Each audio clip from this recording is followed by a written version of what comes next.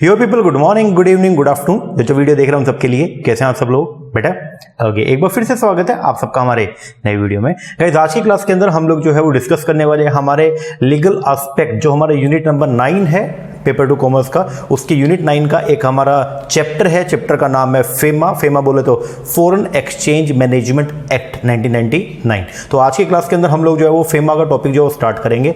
Total मिला के FEMA के चैप्टर के ऊपर हम लोग 4 लेक्चर जो है वो लगाने वाले हैं। आज के लेक्चर के अंदर हम लोग पढ़ेंगे फेमा क्यों लेके आए, ठीक है, उसका थोड़ा बैकग्राउंड, उसका हिस्ट्री और साथ में कुछ डेफिनेशन। नेक्स्ट क्लास में पढ़ेंगे करंट अकाउंट ट्रांजैक्शन, उसके अगली थर्ड क्लास में पढ़ेंगे कैपिटल अकाउंट की ट्रांजैक्शन, और जो बाकी बचे हुए टॉपिक है वो सारे के सारे पढ़ेंगे हम लोग हमारी 4th लेक्चर में। तो आज की क्लास में हम लोग जो है वो फेमा का स्टार्ट करने वाले हैं। बेसिक इंट्रोडक्शन, फेमा क्यों आया, उसके पीछे का रीजन क्या था, और फेमा की हिस्ट्री। ओके जी सर। लेक्चर स्टार्ट करने से पहले एक इन्फॉर्मेशन आपको देना चाहूंगा। अगर आप लोग भी अपकमिंग दिसंबर 2021 के अंदर जो एनटी नेट का पेपर होना है, अगर आप उसका प्रिपरेशन कर रहे हैं तो उसके लिए हम लोग ऑनलाइन बैच प्रोवाइड करवाते हैं। हमारे ऑनलाइन बैच में आपको मिलेगा पेपर नंबर 1 प्लस में पेपर नंबर 2 कॉमर्स के सारे वीडियो लेक्चर, प्लस में मिलेगा सारा स्टडी मटेरियल हार्ड कॉपी में 20 किताबें, 10 किताबें पेपर 1 की, 10 किताबें पेपर 2 की। ये सब आपके होम एड्रेस पे आएगा। तो अगर आप इंटरेस्टेड हैं तो आप हमारे नीचे हमने नंबर दिया हुआ है, इसके ऊपर कॉल करके या व्हाट्सएप करके इंक्वायरी कर सकते हैं। ओके, डेमो के लेक्चर जैसे ये लेक्चर है इसी तरीके के सारे लेक्चर मिलेंगे। बाकी फिर भी अगर आप देखना चाहें तो हमारा जो ऑफिशियल यूट्यूब चैनल है मोहित शर्मा क्लासेस, वहां पे जाकर के आप लोग जो है वो हमारे डेमो के लेक्चर भी देख सकते हैं। ओके जी सर, चलो हम लोग शुरुआत करते हैं टॉपिक का नाम जो है वो है क्या? फेमा बोले तो फॉरेन एक्सचेंज मैनेजमेंट एक्ट 1999। इतना तो आपने सुना होगा कि फेमा से पहले एक एक्ट और हुआ करता जिसका नाम था फेरा, foreign exchange regulation act. Foreign exchange regulation act, पहले नाम क्या था? Foreign exchange regulation. अब क्या हो गया? Foreign exchange management. मतलब रेगुलेशन वर्ड को जो है वो सब्स्टिट्यूट कर दिया किससे? मैनेजमेंट से। तो पहले क्या था? पहले जो हमारा पुराने वाला जो एक्ट था फॉरेन एक्सचेंज के रिगार्डिंग, उसका नाम था फॉरेन एक्सचेंज रेगुलेशन, जिसके अंदर बेसिकली कुछ जो कंट्रोल थे वो बहुत ही स्ट्रिक्ट कंट्रोल थे। लेकिन बाद में जब 1991 आया और हम लोगों ने जो है वो अपने इंडिया के अंदर इकोनॉमिक रिफॉर्म करना शुरू किया, जिसके अंदर हम लोगों ने जो है वो एलपीजी की पॉलिसी चलाई, लिबरलाइजेशन, प्राइवेटाइजेशन, ग्लोबलाइजेशन। तो लिबरल किए। लिबरल का मतलब क्या होता है कि जो बेफालतू के जो अनवांटेड बैरियर या रिस्ट्रिक्शन लगा रखे उनको क्या कर देना? हटा देना। तो गवर्नमेंट ने लिबरलाइजेशन करना शुरू किया। गवर्नमेंट ने बहुत सारे अपने जो एनेक्टमेंट या बहुत सारे जो कानून पास कर रखे थे उनके अंदर फेरबदल करना शुरू किया ताकि चीजों को थोड़ा ईजी किया जा सके। तो जो अनवांटेड बैरियर जो गवर्नमेंट ने लगा रखे थे उनको जो है हमने क्या किया? धीरे धीरे हटाने का काम किया। अब उसी तरीके से जो पहले वाला एक्ट था फेरा, फॉरेन एक्सचेंज रेगुलेशन एक्ट, उसमें भी बहुत सारे अनवांटेड रिस्ट्रिक्शन थी तो उनको भी हटाया गया। लेकिन हटाते हटाते हमको वक्त बहुत ज्यादा लग गया और 99 के अंदर आकर के जो है 1991 से हमने काम करना शुरू किया उसके ऊपर। और 1999 के अंदर हमने ये देखा कि कितना अमेंडमेंट करें पुराने एक्ट में। अब कोई फायदा नहीं अमेंडमेंट करने का। एक काम करो, पुराने वाले एक्ट को कर दो बंद और उसकी जगह पे एक सेपरेट एक्ट पास करेंगे जिसका नाम जो है वो रखेंगे हम लोग क्या? FEMA, foreign exchange management act. तो कुछ हिस्ट्री है, पहले हिस्ट्री क्या है उसको हम पढ़ते हैं, देन फिर आगे की डेफिनेशन के ऊपर आते हैं। आइए, ये कुछ मैंने लिखा है, इसको आपको नोट डाउन करना पड़ेगा। देखिएगा कुछ बेसिक है अबाउट फेमा के बारे में। देखो, इंडिया जो है वो इंडिपेंडेंट कब हुआ? आप लोगों को मालूम है 1947 के अंदर। तो 1947 में कंट्री जो है वो आज़ाद हुआ। आज़ादी के बाद में जो है हम लोगों ने फॉरेन एक्सचेंज, पहली बात तो फॉरेन एक्सचेंज होता क्या है? तो फॉरेन एक्सचेंज का मतलब क्या होता है? इंडियन करेंसी को छोड़ के, जैसे अपना रुपया को छोड़ करके जो भी करेंसी होती है, मतलब इंडियन करेंसी के अलावा जो कोई भी करेंसी रहेगी उसको बोलते हैं हम लोग क्या? फॉरेन करेंसी, या उसी को बोल देते हैं हम लोग क्या? Foreign exchange. अब देखिए क्या होता है, हमारी जो करेंसी है वो इंटरनेशनल एक्सेप्टेबल नहीं है। सर, इंटरनेशनल एक्सेप्टेबल का मतलब क्या? इसका मतलब यह है कि अगर मान लीजिए आप बाहर से कोई भी सामान को मंगाएंगे तो बदले में जब आप पेमेंट करोगे, जैसे अगर मान लो एक तो सामान मैंने इंडिया में ही मंगाना है, मैं रहता हूं हरियाणा के अंदर, मुझे दिल्ली से कोई सामान मंगाना है, दिल्ली से सामान मंगाऊंगा और बदले में पैसा दूंगा। लेकिन अगर वही सामान मुझे यूएस से मंगाना हो तो यूएस से सामान आएगा बट बदले में मैं पैसा नहीं दे सकता हूं। वहां पे जो पैसा है वो रुपया नहीं चलेगा मेरा, वहां पे मेरा क्या चलेगा? फॉरेन करेंसी मुझको पे करना पड़ेगा। अब अपनी जो करेंसी है वो इंटरनेशनल एक्सेप्टेबल नहीं है, तो मुझे पेमेंट जो है वो करना पड़ेगा जनरली किसके अंदर? यूएस डॉलर के अंदर। अब यूएस डॉलर मेरे पास तो है नहीं, क्योंकि हम लोग इंडिया के अंदर क्या चलता है? इंडिया में चलता है रुपया। आप लोगों के पास में क्या है? रुपया। अब फॉरेन करेंसी जो है आपके पास नहीं है बट आपको चाहिए ना जी। और आपको एक बात और भी मालूम है कि एक कंट्री जो है, कोई भी कंट्री की अगर हम बात करते हैं, जैसे इंडिया की भी अगर बात करते हैं, तो तो इंडिया कितना सॉलिड कंट्री है वो जनरली जो है वो डिपेंड करता है किसके ऊपर, कि आपके तिजोरी में कितना पैसा पड़ा है। पैसा मतलब आपकी फॉरेन करेंसी, होम करेंसी नहीं, आपके पास फॉरेन करेंसी के कितने रिजर्व पड़े हैं। तो अपना जो RBI reserve bank of India जो है वो क्या करता है, बेसिकली फॉरेन करेंसी के रिजर्व मेंटेन करता है। तो आपको अगर फॉरेन करेंसी चाहिए तो आपको जाना पड़ता था किसके पास में, आरबीआई के पास में। और आरबीआई ये बोलता था अगर मैंने आपको फॉरेन करेंसी दे दी तो मेरे रिजर्व जो है वो क्या हो जाएंगे, डाउन हो जाएंगे, और जिससे इंडिया की जो रैंकिंग है वो भी क्या हो जाएगी, डाउन हो जाएगी। ऐसा हम नहीं करने देंगे। तो आरबीआई दबादब रिस्ट्रिक्शन लगाता गया, उसने बहुत सारे रिस्ट्रिक्शन लगाता गया और ये बोलता गया कि हम इस पर्पस के लिए ही सिर्फ फॉरेन करेंसी आपको प्रोवाइड करेंगे, इसके अलावा किसी पर्पस के लिए फॉरेन करेंसी हम आपको प्रोवाइड नहीं करेंगे।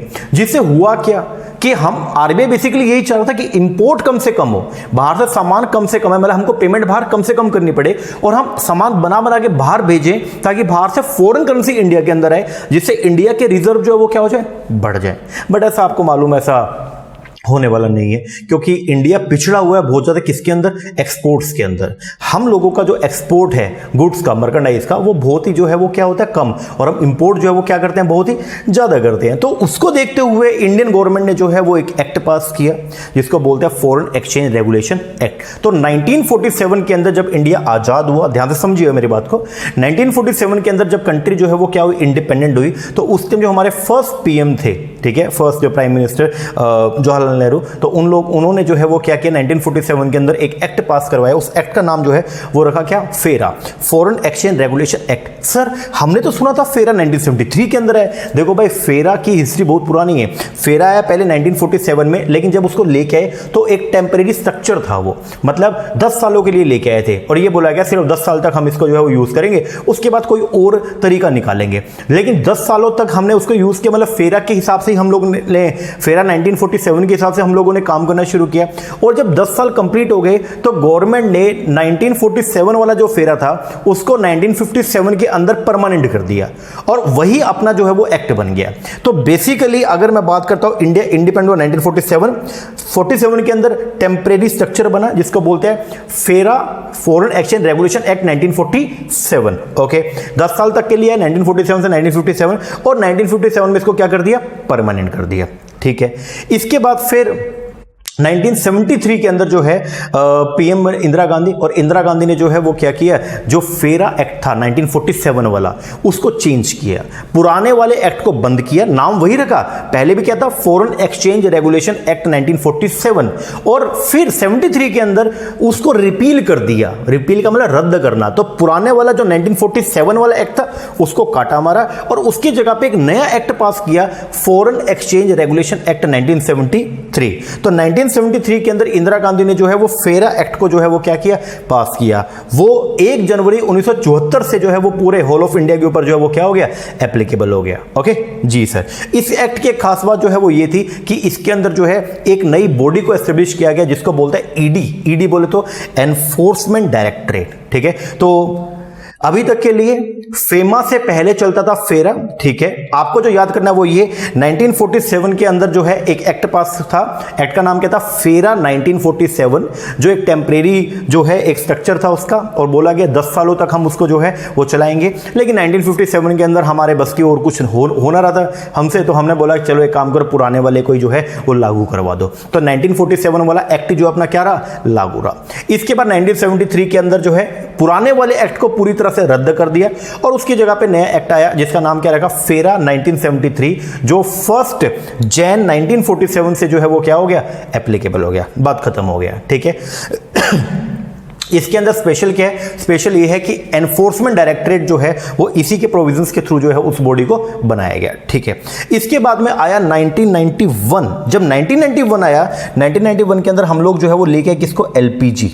एलपीजी बोले तो लिबरलाइजेशन, प्राइवेटाइजेशन एंड ग्लोबलाइजेशन। उस टाइम 1991 के अंदर हमारे जो इकोनॉमिक जो हमारे फाइनेंस मिनिस्टर हैं, फाइनेंस मिनिस्टर थे 1991 के अंदर डॉक्टर मनमोहन सिंह, तो वो बोले कि देखिए अब क्या है, पुराने वाला इंडिया को चेंज करना पड़ेगा। बोले तो अपने को स्ट्रक्चरल चेंज करना पड़ेगा इकोनॉमी का। उसके लिए उन्होंने जो है वो एलपीजी का पॉलिसी बताया। और फिर उस टाइम जो पीएम थे नरसिम्हा राव, तो उनको वो जो पॉलिसी थी एलपीजी का, वो उनको पसंद आया, तो उनको लगा कि सही कह रहे हैं जो मनमोहन सिंह जी जो है वो सही बोल रहे हैं, तो अपने को जो है वो क्या करना पड़ेगा, इस पॉलिसी को अडॉप्ट करना पड़ेगा और पूरे इकोनॉमी के अंदर जो है वो चेंजेस करना पड़ेगा। उस एलपीजी की पॉलिसी को ही जनरली हम लोग जो है वो बोल देते हैं क्या, इकोनॉमिक रिफॉर्म, की पूरी अर्थव्यवस्था के अंदर जो है वो क्या किया गया, सुधार किया गया। ओके जी, तो 1991 के अंदर एलपीजी है लिबरलाइजेशन, प्राइवेटाइजेशन, ग्लोबलाइजेशन। इसमें सबसे पहला वर्ड जो है वो क्या है, लिबरलाइजेशन, लिबरल कर देना। लिबरल का मतलब क्या होता है कि बेफालतू के बैरियर्स जो आपने लगा रखे थे उन सबको क्या कर देना, हटा देना। बेफालतू की रिस्ट्रिक्शन, बेफालतू की रुकावटें जो आपने लगा रखी थी, बेफालतू की कंडीशंस जो आपने लगा रखी थी, उन कंडीशन को क्या कर देना, हटा देना या उनमें छूट दे देना। इसको बोलते हैं हम लोग क्या, लिबरलाइजेशन। तो पहले वाला जो एक्ट था इंदिरा गांधी गवर्नमेंट के टाइम वाला 1973 वाला, जिसको बोलते हैं फेरा, फॉरेन एक्सचेंज रेगुलेशन एक्ट, उस एक्ट के अंदर जो है 1991 से जो है वो क्या हुआ, अमेंडमेंट होना शुरू हुआ।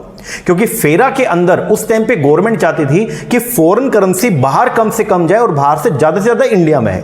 ओके, और इसी तरीके के रेगुलेशन बना रखे थे कि ऐसा रूल बना दिया कि कोई भी पर्सन पेमेंट के लिए फॉरेन करेंसी को यूज नहीं करेगा। कुछ इस तरीके के रूल्स जो है वो बनाए गए, क्योंकि गवर्नमेंट जो है वो ये चाहती थी कि हमारे पास जो फॉरेन करेंसी के रिजर्व पड़े हैं वो कम ना हो, क्योंकि हमारी रैंकिंग भी कम हो जाएगी उससे। ओके जी, लेकिन जब वो एलपीजी का पॉलिसी आया तो उसने बोला कि भाई बेफालतू के बैरियर्स लगा रखे, बेफालतू की कंडीशंस लगा रखे पुराने वाले एक्ट में, तो एक काम करो, उसको रिपील करो, रद्द करो, उसको हटाओ।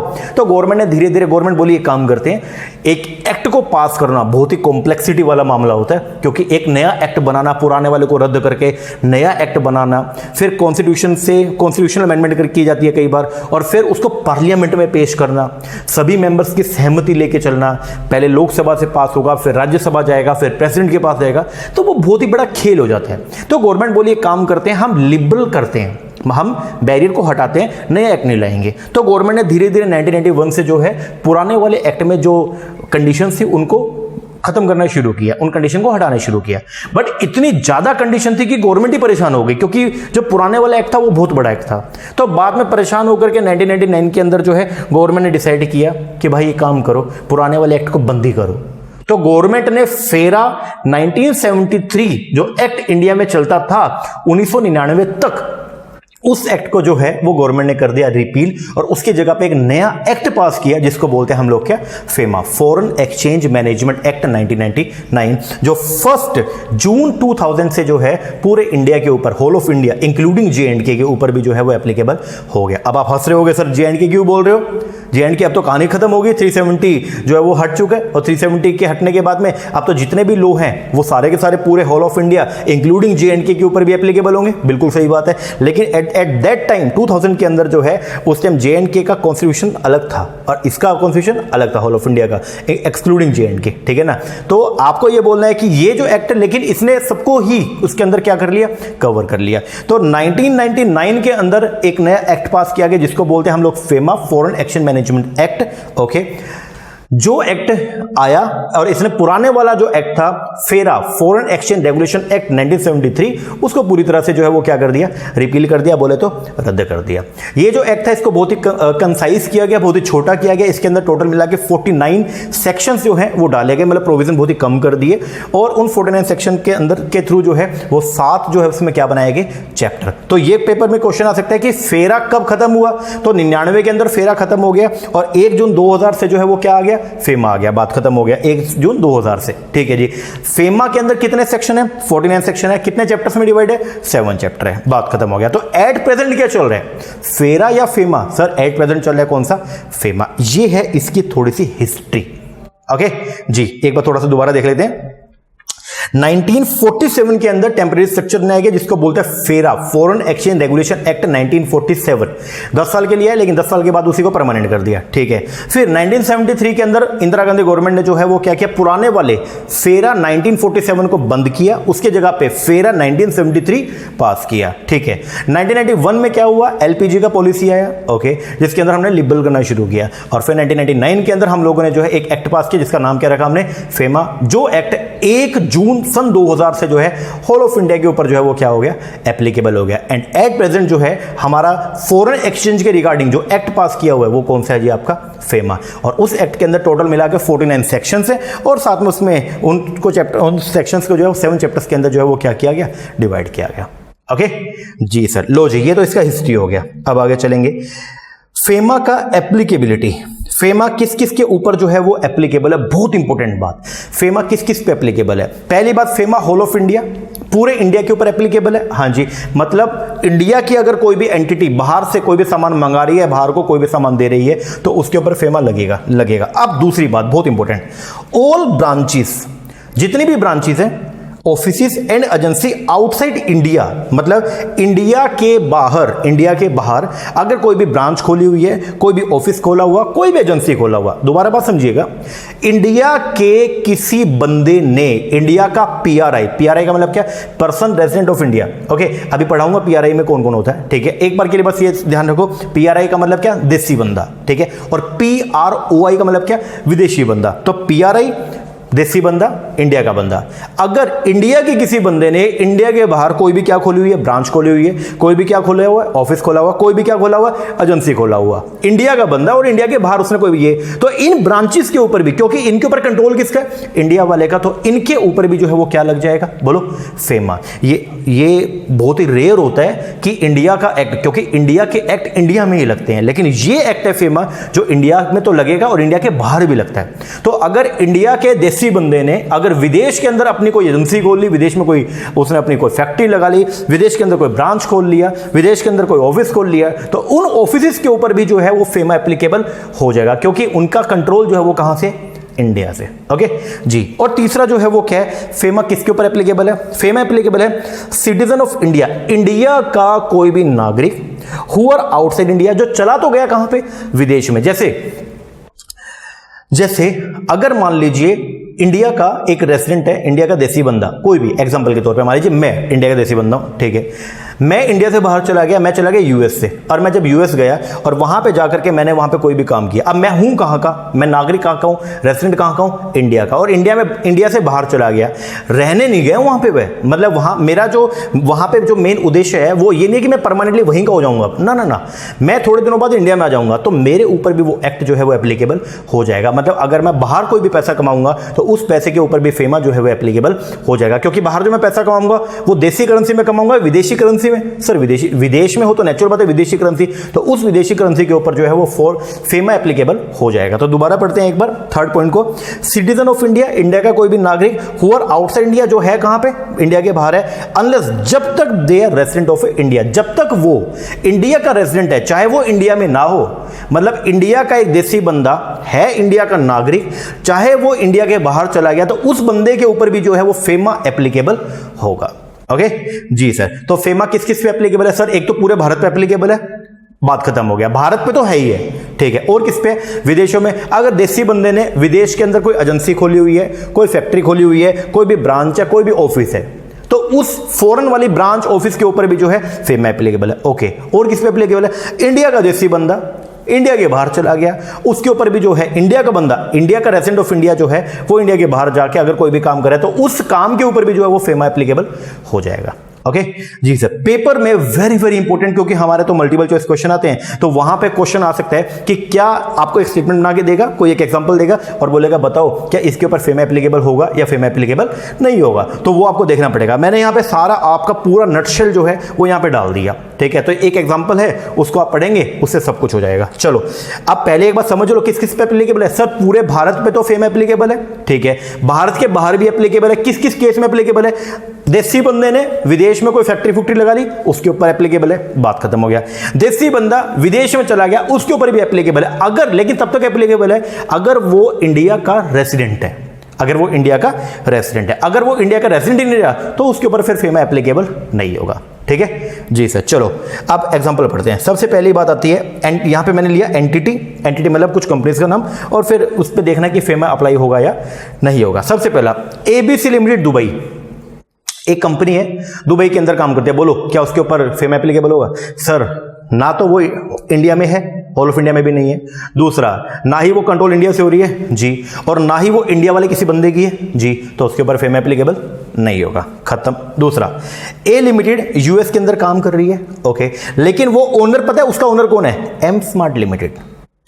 एम स्मार्ट लिमिटेड जो है वो उसका कौन है, ओनर है। ओके, और एम स्मार्ट लिमिटेड जो है वो ओन करता है किसको, ए लिमिटेड को, जो कहां पे काम कर रही है, यूएस में। अब क्वेश्चन ये है, यूएस में जो कंपनी काम कर रही है ए लिमिटेड, उसका लेकिन ओनर कौन है, ओनर कौन है बोलो सर, उसका ओनर जो है वो तो एम स्मार्ट लिमिटेड। तो बताइए क्या उसके ऊपर भी फेम एप्लीकेबल होगा? सर कंट्रोल तो इंडिया से हो रहा है जी, तो उसके ऊपर फेम एप्लीकेबल होगा। आपको मालूम है जैगुआर और लैंड रोवर ये दोनों ब्रांड किसके, यूके की ब्रांड है, लेकिन इनका जो ओनरशिप है वो मालूम किसके ऊपर है, इनका ओनरशिप जो है वो किसके पास में, टाटा लिमिटेड के पास में। ये टाटा के ब्रांड है, दोनों के दोनों जो है टाटा ने इनका स्टेक एक्वायर कर लिया था 2008 के अंदर। तो अब क्वेश्चन ये है, तो क्या लैंड रोवर और जैगुआर के ऊपर क्या बोलो, क्या फेमा एप्लीकेबल है? यस सर, उनके ऊपर फेमा जो है एप्लीकेबल है। तो इंडिया से अगर कोई एंटिटी कंट्रोल हो रही है जो है विदेश के अंदर, उसके ऊपर भी फेमा एप्लीकेबल होगा। ठीक है जी, आगे। अच्छा, एम स्मार्ट लिमिटेड पे फेमा एप्लीकेबल होगा? सर वो तो इंडिया की है तो उसके ऊपर तो एप्लीकेबल होना ही होना है। ठीक है जी, आगे। अब आते हैं थर्ड एग्जांपल पे। थर्ड एग्जांपल जो है वो क्या बोलते हैं, एक कंपनी है माइक्रोसॉफ्ट लिमिटेड, आपने सुना होगा माइक्रोसॉफ्ट के बारे में। माइक्रोसॉफ्ट लिमिटेड है कहां की, यूएस की, बट उसने अपनी एक ब्रांच खोल ली है इंडिया में। अब ये बताओ क्या इसके ऊपर जो है वो फेमा एप्लीकेबल होगा? सर एक बात बताइए, माइक्रोसॉफ्ट तो है कहां की, यूएस की, ना तो इंडिया से कंट्रोल ना इंडिया के अंदर, तो उसके ऊपर तो फेमा एप्लीकेबल नहीं है। बट उसकी ब्रांच कहां पे है, इंडिया, और हमने पढ़ा था फेमा किस पे एप्लीकेबल है, होल ऑफ इंडिया पे, तो उस ब्रांच के ऊपर जो है वो फेमा एप्लीकेबल होगा। तो मैंने कर रखा है यहां पे। दूसरा, अब एक बहुत मेन एग्जांपल, ये समझ में आ गया तो समझो सब कुछ आ गया।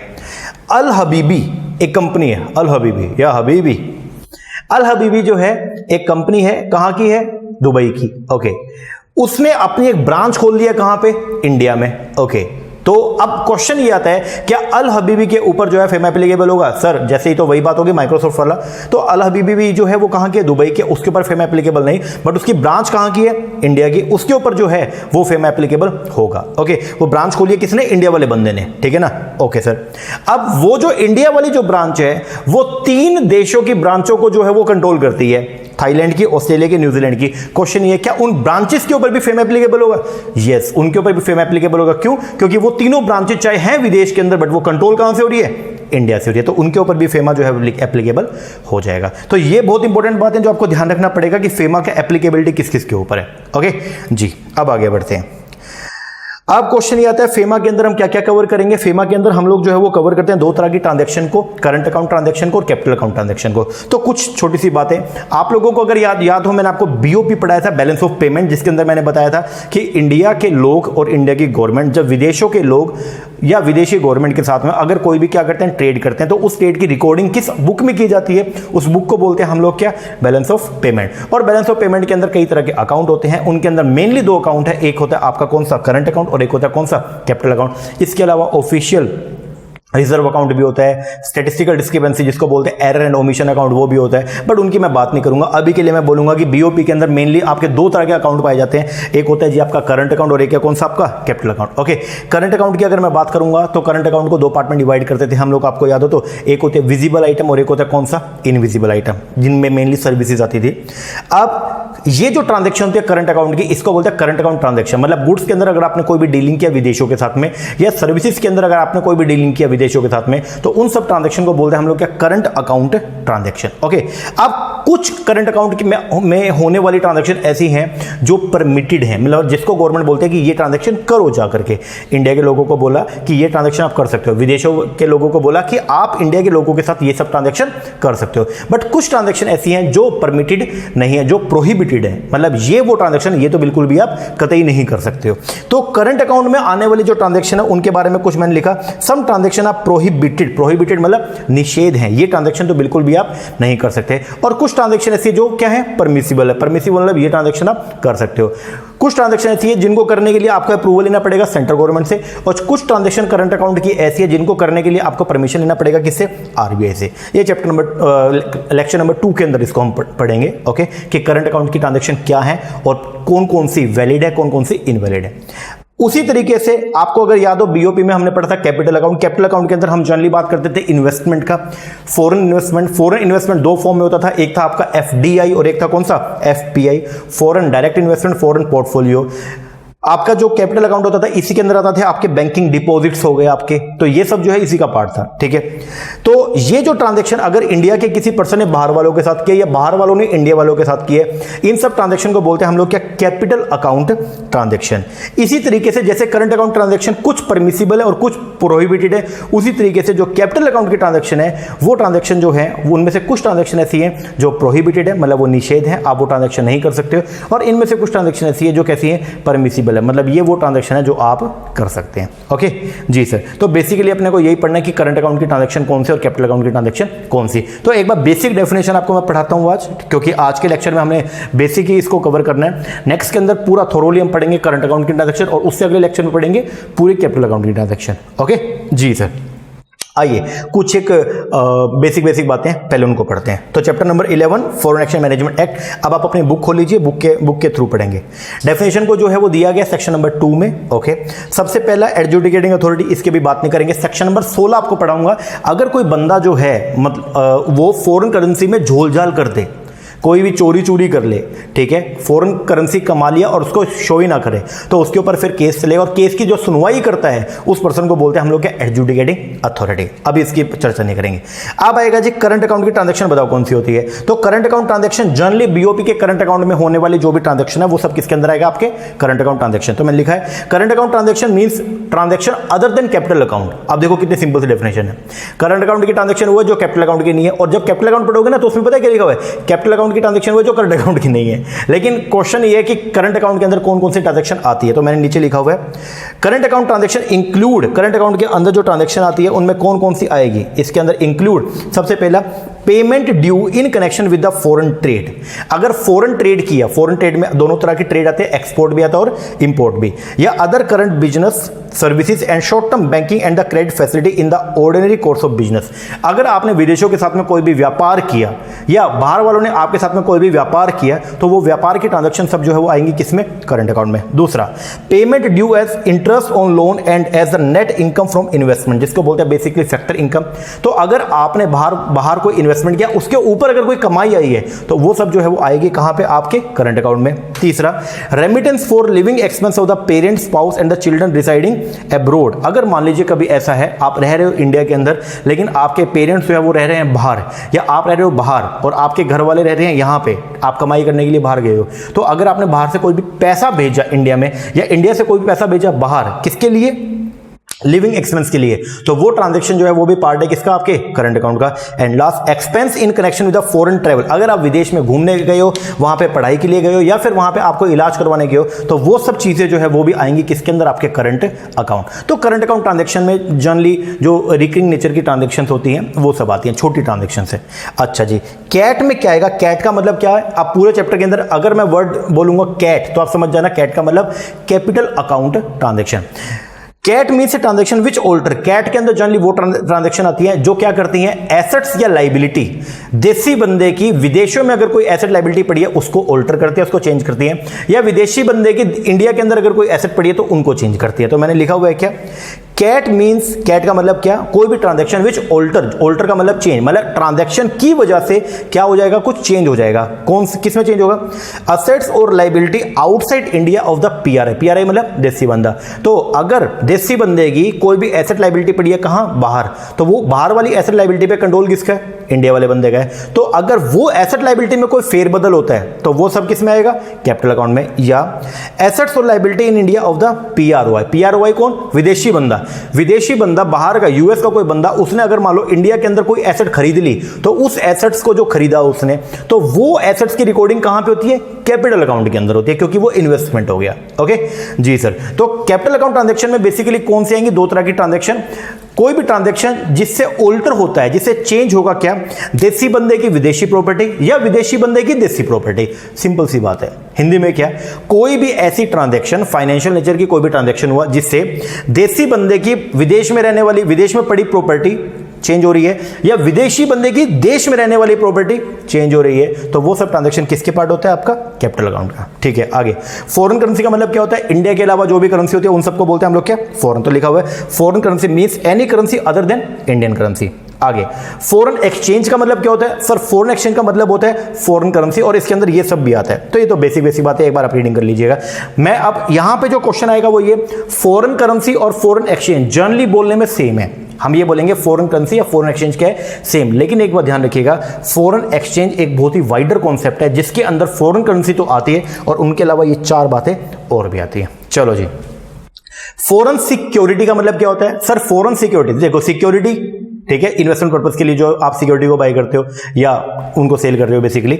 तो फॉरेन सिक्योरिटी का मतलब क्या? एक ऐसी सिक्योरिटी जो फॉरेन करेंसी के अंदर डिनोमिनेटेड की गई है। जैसे अगर मैं अपनी इंडिया की कोई कंपनी टाटा या अपने इंडिया की एक कंपनी, जैसे मैंने आज एक शेयर परचेज किया है एसबीआई कार्ड्स का, ओके, अब अगर मैं एसबीआई कार्ड का मैंने शेयर परचेज किया तो 1030 रुपए का वो शेयर जो है मुझे मिला आज की डेट में, मान लीजिए, ठीक है। अब मैंने दिया क्या? रुपीज दिया, तो वो करेंसी, वो जो सिक्योरिटी है वो मेरी फॉरेन सिक्योरिटी नहीं, वो मेरी डोमेस्टिक सिक्योरिटी है। लेकिन अगर मुझे उसके लिए पेमेंट करना पड़ता है डॉलर्स के अंदर, मतलब इंडियन करेंसी के अलावा अगर पेमेंट करना पड़ता है, तो उसको बोलते हैं हम लोग क्या? Foreign security. पढ़ें, एनी सिक्योरिटी डिनोमिनेटेड और express in the foreign currency, कोई भी ऐसी सिक्योरिटी जो एक्सप्रेस की गई है किसमें? फॉरेन करेंसी के अंदर, उसको बोलते हैं फॉरेन सिक्योरिटी। या इट इंक्लूड्स सिक्योरिटी, इसके अंदर वो सब सिक्योरिटी आएगा express in the foreign currency, जो एक्सप्रेस किसमें की गई है? फॉरेन करेंसी में, चाहे उस सिक्योरिटी वो रिडीम किसमें होगी? इंडियन करेंसी में, मतलब बदले में आज उस सिक्योरिटी की कीमत किसमें है? कीमत रुपीस में नहीं है, फॉरेन करेंसी में।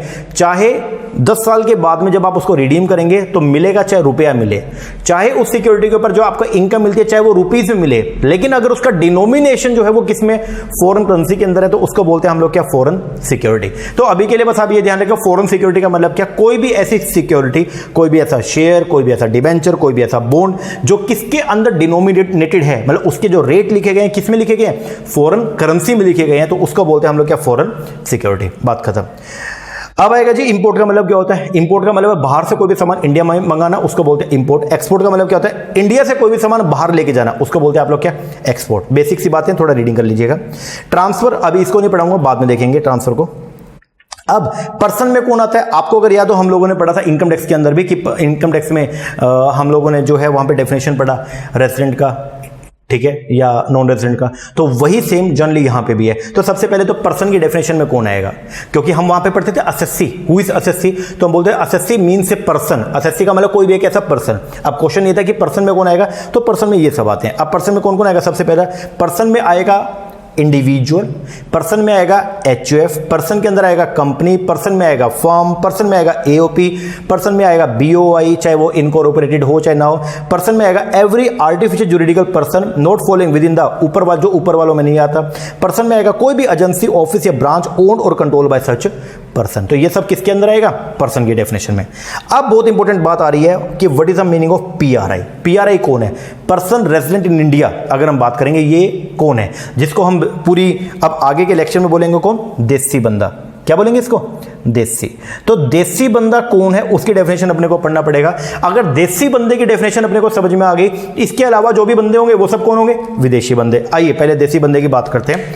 Person resident in India means, person resident India के अंदर ये लोग आएंगे। सबसे पहला, अगर कोई भी पर्सन जो रिसाइड करते हैं इंडिया में मोर देन 182 डेज, अगर एक बंदा इंडिया के अंदर 182 दिन से ज्यादा, a person reside in India for more than 182 days, अगर उसने जो है वो रिसाइड किया इंडिया के अंदर, तो उस बंदे को बोल देंगे कौन? देसी बंदा। मतलब चाहे विदेशी हो, बाहर से एक बंदा इंडिया में आया और पिछले साल के अंदर अगर वो इंडिया के अंदर कितने दिन रहा? 182 दिन से ज्यादा अगर वो रहा इंडिया में, तो उसको भी बोल देंगे हम पीआरआई। पीआरआई का मतलब क्या? Person resident in India. ठीक है, लेकिन एक बात ध्यान रखना, ए पर्सन, अब लेकिन इसके अंदर कौन कौन नहीं आएगा? पीआरआई में कौन कौन नहीं आएगा? सबसे पहला, ए person who has gone out of India. अगर कोई बंदा इंडिया के बाहर चला गया इन सब काम के लिए, इंडिया का बंदा इंडिया के बाहर चला गया एम्प्लॉयमेंट के लिए, जॉब करने, जॉब लग गई उसकी, तो वो पीआरआई नहीं है। दूसरा, अगर इंडिया का बंदा इंडिया के बाहर चला गया बिजनेस करने के लिए, तो भी वो पीआरआई नहीं है। अगर इंडिया का बंदा इंडिया के बाहर चला गया और अब वो ये बोल रहा है कि मेरी कोई इंटेंशन नहीं है इंडिया वापस आने का, तो भी वो पीआरआई नहीं है। तो पीआरआई के अंदर कौन आएगा? पीआरआई के अंदर आएगा a person residing in India for more than 182, एक ऐसा पर्सन जो इंडिया के अंदर रहा 182 दिन से ज्यादा, वो पीआरआई है। लेकिन ये 3 पीआरआई नहीं है। अब ये 3 लोग चाहे इंडिया में 182 दिन से ज्यादा रह के वहां चले गए, एम्प्लॉयमेंट के लिए गया तो भी पीआरआई नहीं है, जॉब के लिए गया तो भी पीआरआई नहीं है, बिजनेस के लिए गया तो भी पीआरआई नहीं है, या ऐसे ही चला गया और वो बोल रहा है अब मेरा इंडिया आने का मन नहीं है, तो भी उसको पीआरआई नहीं बोलेंगे। आगे इसके बाद में ए person who has come in India, अगर कोई बंदा इंडिया में आया, कम इन इंडिया मतलब बाहर वाला बंदा, मैंने लिखा हुआ है बाहर वाला इंडिया आया और इंडिया में आके रहा, इनके अलावा तो वो जो है वो पीआरआई नहीं होगा। इसका मतलब क्या, इनके अलावा किसी और पर्पस के लिए आया। अब दोबारा से समझिएगा, यहां पे हम क्या बोलते हैं, पीआरआई में किसको इंक्लूड नहीं करेंगे, एक तो इनको इंक्लूड नहीं करेंगे। अगर इंडिया का बंदा who has gone outside India, इन काम के लिए अगर बाहर चले गए तो आपको इंक्लूड नहीं करेंगे। या अगर विदेशी बंदा अगर इंडिया के अंदर आया, ठीक है, स्टे इन इंडिया, अदरवाइज इनके अलावा अगर आया तो उसको भी पीआरआई की डेफिनेशन के अंदर जो है वो इंक्लूड नहीं करेंगे। लेकिन अगर इन पर्पस के लिए आया तो वो पीआरआई माना जाएगा। मतलब बाहर वाला बंदा इंडिया में एम्प्लॉयमेंट जॉब के लिए आया, बाहर वाला बंदा इंडिया में बिजनेस करने आ गया, बाहर वाला बंदा इंडिया के अंदर रहने आ गया, तो वो पीआरआई माना जाएगा। मैं दोबारा रिपीट कर रहा हूं, अगर कोई बाहर वाला बंदा इंडिया के अंदर आता है तो वो पीआरआई नहीं माना जाएगा। लेकिन अगर वो बाहर वाला बंदा इंडिया में इन कामों के लिए आता है तो उसको हम पीआरआई बोलेंगे। ओके जी सर। इसके अलावा पीआरआई में और कौन आएगा, एनी पर्सन और बॉडी इनकॉर्पोरेट रजिस्टर्ड और इनकॉर्पोरेट इन इंडिया, अगर कोई भी बॉडी इंडिया के अंदर रजिस्टर्ड की गई है, जिसका रजिस्ट्रेशन कहां पे हुआ, इंडिया, कोई भी कंपनी इंडिया के अंदर, इंडिया की कंपनी एक्ट के अंदर रजिस्टर्ड है, वो जो है वो क्या है, इंडिया का, मतलब वो पीआरआई है। ठीक है। एनी ऑफिस ब्रांच और agency in India owner control by PRO, अब पीआरआई कौन है, विदेशी, पीआरओ के अंदर जो है वो जनरली कौन आएगा, विदेशी बंदा। ओके बोलो जी सर। अगर कोई विदेशी बंदे ने इंडिया में कोई ब्रांच खोल ली तो वो इंडिया वाली जो ब्रांच है वो भी वो क्या माना जाएगा, पीआरआई माना जाएगा। आगे, या एनी ऑफिस ब्रांच और agency in India owner control by PRI, वो भी ये माना जाएगा। आगे अब यहां पे बता रहा फाइनेंशियल ईयर का मतलब क्या होता है। ठीक है, 182 दिन कंटिन्यू रहना जरूरी है, ऐसा रहना जरूरी नहीं है, आप कभी आ भी सकते हो कभी जा भी सकते हो, 182 दिन से ज्यादा बस आपका स्टे होना चाहिए। ठीक है जी, बेसिक सी बातें होती हैं। इसके बाद में सिटीजनशिप की कोई रेलिवेंसी नहीं है, मतलब ये है कि नागरिकता आपके पास इंडिया की नहीं है वो जरूरी नहीं है, स्टे होना जो है वो क्या है, जरूरी है। ठीक है जी। अब पीआरओआई कौन होता है, देसी बंदे का डेफिनेशन पढ़ लिया, जो पर्सन पीआरआई नहीं है तो वो क्या बन जाएगा, PROI. Person resident outside India means a person who is not, जो रेजिडेंट इन इंडिया नहीं है, तो मतलब जो पीआरआई नहीं है वो क्या बन जाएगा, पीआरओआई बन जाएगा। खत्म। अब बहुत इंपॉर्टेंट आज की जो डेफिनेशन है वो है अपना ऑथराइज्ड पर्सन, कि हु इज ऑथराइज्ड पर्सन। ये लास्ट डेफिनेशन, लास्ट कॉन्सेप्ट है आज का। अब पहली बात तो ये कि भाई ऑथराइज्ड पर्सन होता कौन है। देखो, अगर आप लोगों को भी मान लीजिए फॉरेन करेंसी की रिक्वायरमेंट है, अगर आपको फॉरेन करेंसी चाहिए तो आप किसके पास में जाओगे, आप फॉरेक्स मार्केट में जाओगे, और फॉरेक्स मार्केट के अंदर जो है वो डील करने वाले पर्सन पता है कौन होते हैं, उनको बोलते हैं ऑथराइज्ड पर्सन। मतलब ऐसा नहीं है कि आपका मन करे कि आप भी फॉरेन करेंसी को सेल परचेज करना शुरू कर दो, ना ना ना, ऐसा नहीं कर सकते, वो कानूनी अपराध है। अगर आप मान लीजिए बिना परमिशन के फॉरेन करेंसी को सेल परचेज करने का काम करते हो तो भाई वो कानूनी अपराध है। अगर आपको फॉरेन करेंसी चाहिए तो आपको जाना पड़ेगा किसके पास में, ऑथराइज्ड पर्सन के पास में।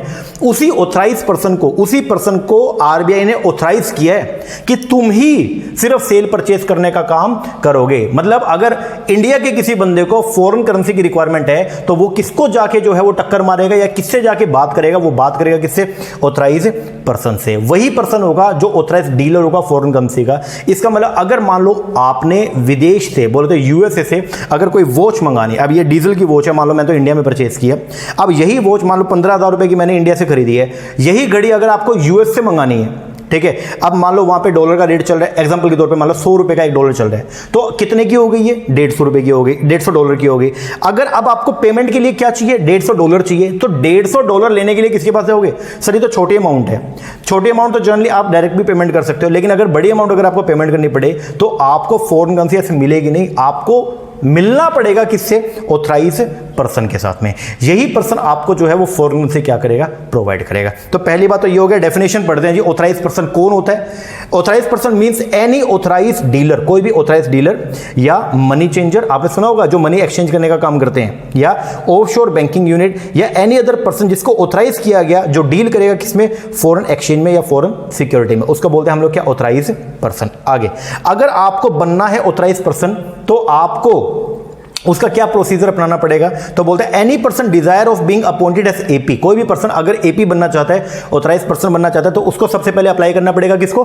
आरबीआई को। ठीक है, आरबीआई जो है अगर उसको लगेगा कि हाँ जी इसने सारी रिक्वायरमेंट्स पूरी कर ली हैं, तो आरबीआई आपको लाइसेंस दे देगा किसका? ऑथराइज पर्सन का। After consider the application made to it, RBI authorise करेगा उस पर्सन को कि वो फॉरेन एक्सचेंज के अंदर डील कर सकता है। आगे ऑथराइजेशन अगर आरबीआई ने आपको दे दिया तो उस पर्सन को बोल देंगे हम लोग क्या? AP authorise person. ये जो ऑथराइजेशन मिलेगी आपको वो राइटिंग के अंदर होगा, and the authorisation may be subject to certain condition, और जो ऑथराइजेशन होगा वो कुछ कंडीशंस आपको पूरी करनी पड़ेंगी तो ही आपको मिलेगा, अनलेस आपको नहीं मिलेगा। आगे फिर है जी रिवोकेशन। अगर कभी ऐसा हुआ आरबीआई को लगा कि आप कोई फ्रॉड कर रहे हो, तो आरबीआई ने जो आपको लाइसेंस दिया वो लाइसेंस आरबीआई क्या कर देगा? कैंसिल कर देगा। तो क्या लिखा हुआ है? मतलब रिवोकेशन कर देना ऑथराइजेशन का, बोले तो जो हमने आपको अथॉरिटी दे रखी है हम उसको क्या कर लेंगे? वापस ले लेंगे। तो बोलता है the authorisation may be revoke by RBI at any time, किसी भी टाइम पे आपकी जो ऑथराइजेशन को रिवोक किया जा सकता है अगर वो रिवोकेशन पब्लिक इंटरेस्ट में है। आगे revocation on the ground of contravention of the act, अगर ये दो कंडीशन है। अब ये क्या है? ये क्या बोलती है कि अगर ये कंडीशन आपने सेटिस्फाई नहीं किया तो फिर हम आपके जो हमने आपको ऑथराइजेशन दे रखी है वो हम क्या ले लेंगे आपसे? वापस। तो बोलता है the authorisation may be revoke, ये ऑथराइजेशन को रिवोक कर दिया जाएगा if the following two condition are satisfied. Number 1, RBI is satisfied that AP has failed to comply. अगर आरबीआई को ऐसा लगता है कि ऑथराइज पर्सन जो है वो इन कंडीशंस को या प्रोविजंस को किसी भी एक्ट के किसी भी रूल के उसको मानने से जो है उसने क्या कर दिया? मना कर दिया, या उसने प्रोविजन नहीं माने और हमने उससे पूछा कि क्यों नहीं माने और वो कोई सेटिस्फैक्टरी जवाब नहीं दे पाया, तो हमने जो उसको ऑथराइज पर्सन को अथॉरिटी दे रखी थी या लाइसेंस दे रखा था वो क्या ले लेंगे? वापस ले लेंगे। आगे ड्यूटी क्या क्या है एपी की? जो ऑथराइज पर्सन की ड्यूटी क्या? सबसे पहले comply with the direction of the RBI, RBI जो डायरेक्शन देगा उसको आपको मानना पड़ेगा, वही सब लिखा हुआ है। आगे not to engage in the unlawful transaction, किसी भी अनलॉफुल नेचर की ट्रांजैक्शन के अंदर आप इंडल्ज नहीं होगे। एपी में engage in any transaction involving foreign currency और फॉरेन सिक्योरिटी ओनली, अगर वो ट्रांजैक्शन जो है वो ऑथराइजेशन की टर्म्स के अंदर आ रही है। AP shall obtain the previous permission RBI before entering into transaction, अगर कोई ट्रांजैक्शन जो उस ऑथराइजेशन में नहीं आ रही है अगर वो आपको करनी है तो उससे पहले आपको आरबीआई से परमिशन लेना पड़ेगा। दूसरा, फिर to ensure compliance with the act, AP जो है वो क्या करेगा? कानून के जितने भी प्रोविजन है, कानून के जितने भी सेक्शन है वो सब जो है वो जो उसके ऊपर लगते हैं उन सबको क्या करेगा? कंप्लाई करेगा। तो बोलता है बिफोर अंडरटेकिंग एनी ट्रांजैक्शन, कोई भी ट्रांजैक्शन करने से पहले फॉरेन सिक्योरिटी के अंदर AP shall require every person to make declaration, AP बात करेगा हर पर्सन से जो उसके पास फॉरेन करेंसी मांगना है, मान लीजिए उसे पूछेगा कि बताइए आपको फॉरेन करेंसी क्यों चाहिए। आगे the declaration and information obtain by AP must satisfy the AP, जो डिक्लेरेशन अब उस पर्सन ने दिया ऑथराइज पर्सन को कि जी मेरे को इस पर्पस के लिए चाहिए, अगर एपी को लगता है कि वो पर्पस लीगल है तो ही वो उसको फॉरेन करेंसी प्रोवाइड करेगा। एपी शेल रिफ्यूज, एपी मना भी कर सकता है राइटिंग के अंदर, अगर a person refuse to make declaration, अगर आप गए और आप जाके बोले डॉलर दे, ऑथराइज पर्सन ने पूछा क्यों दे भाई, क्या करना है जी आपको, आप बोले तेरे से मतलब ले, पैसे ले और बदले में डॉलर दे, तो एपी जो है आपको रिटर्न में दे देगा कि मैं तो आपको डॉलर प्रोवाइड नहीं करूंगा। सर ये पहले ये बताइए एपी होते कौन है? जनरली जितने भी हमारे कमर्शियल बैंक्स हैं ये सब ऑथराइज पर्सन का रोल जो है वो निभाते हैं। इन सबको अथॉरिटी मिली हुई है आरबीआई के थ्रू कि ये लोग जो है फॉरेन करेंसी के अंदर डील कर सकते हैं। तो अगर मान लो जैसे मेरा कोटक के अंदर अकाउंट है, अगर मुझे फॉरेन करेंसी चाहिए तो मैं अपनी ब्रांच में जाऊंगा, उनको जाके बोलूंगा जी आप मुझे फॉरेन करेंसी प्रोवाइड करवा दीजिए, तो वो पर्सन कोटक महिंद्रा बैंक जो है वो एपी है, ऑथराइज पर्सन है, उसको अथॉरिटी मिली हुई है किससे? आरबीआई से।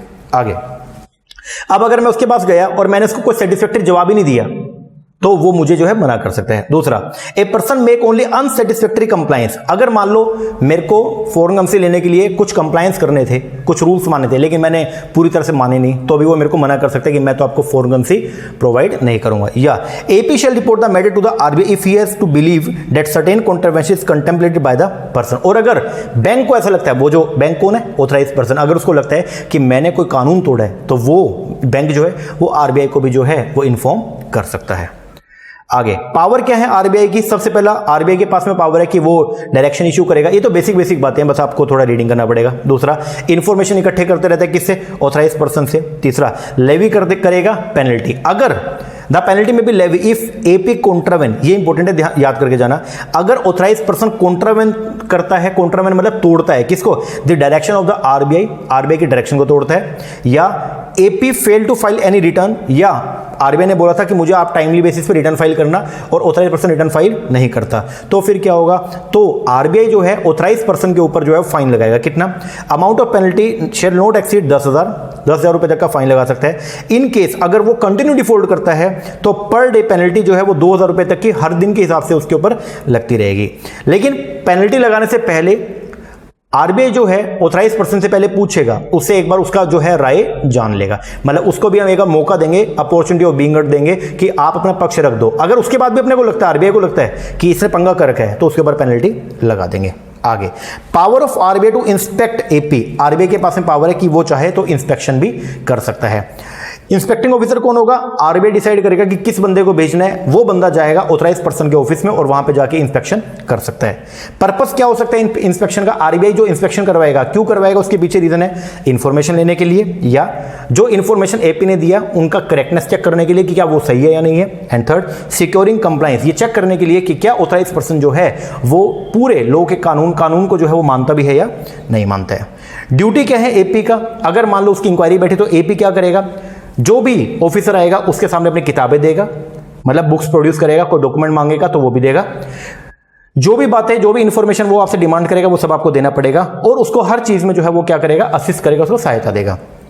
आगे, duty of acquirer of the foreign exchange, acquirer कौन होता है, जिससे फॉरेन करेंसी मिली है, उसकी ड्यूटी क्या बनती है, वो क्या करेगा, यूज करेगा फॉरेन एक्सचेंज। जैसे अगर मान लो मैं अपने ऑथराइज पर्सन से फॉरेन करेंसी लेके आया तो मेरी क्या ड्यूटी बनती है, मैं उस करेंसी को सिर्फ उसी पर्पस के लिए यूज करूंगा जिस पर्पस के लिए मैं लेके आया। तो पहला तो क्या, use the foreign exchange for the purpose mention in the declaration. Number 2, not to use the foreign exchange for any other unauthorise purpose, किसी अनऑथराइज पर्पस के लिए मैं उसको इस्तेमाल नहीं करूंगा। एंड तीसरा, अगर मान लो मैं ये घड़ी के लिए $150 लेके आया, लेकिन मीनवाइल क्या हुआ, एग्जाम्पल के तौर पे मान लो कि ये घड़ी सस्ती हो गई और ये मुझे $100 मिल गई, तो जो $50 है मैं उसको अपने पास में रखूंगा, वो दोबारा सरेंडर कर दूंगा किसको, ऑथराइज पर्सन को। तो ये सब ड्यूटी जो है वो बनती है किसका, एक्वायरर का। ओके जी सर, लो जी, ये हुआ अपना आज का टॉपिक जिसके अंदर हम लोगों ने डेफिनेशंस पढ़ी हैं। हम लोगों ने आज की क्लास के अंदर जो है वो क्या क्या पढ़ा, एक बार हम देखें। सबसे पहले तो हमने ये देखा फेमा का बेसिक, फेमा का हिस्ट्री हमने जान लिया, ठीक है। पहले 1947 में फेरा था, 1973 में फेरा था, फिर 1999 के अंदर फेमा आ गया। 1 जून 2000 से अप्लाई हो गया, होल ऑफ इंडिया के ऊपर 49 सेक्शन है और 7 चैप्टर्स हैं, ठीक है। किस किस पे एप्लीकेबल है, इन तीनों पे। फिर ये हमने कुछ क्वेश्चन किए, इससे आपको क्लैरिटी हो गया। फेमा के अंदर क्या क्या आएगा, 2 तरह की ट्रांजैक्शन है, करंट अकाउंट की ट्रांजैक्शन और कैपिटल अकाउंट की। कुछ करंट अकाउंट की ट्रांजैक्शन ऐसी है जो प्रोहिबिटेड है और कुछ करंट अकाउंट की ट्रांजैक्शन ऐसी हैं जो परमिसिबल है। सेम तरीके से कैपिटल अकाउंट की ट्रांजैक्शन जो है वो कुछ ऐसी हैं जो परमिटेड है और कुछ ऐसी हैं जो प्रोहिबिटेड है। फिर हमने पढ़े कुछ डेफिनेशन, ये सब हो गया। ओके जी सर, तो आज की क्लास के अंदर बेसिक डेफिनेशन वाला पार्ट जो है वो सब अपना जो है वो आज कंप्लीट हो गया।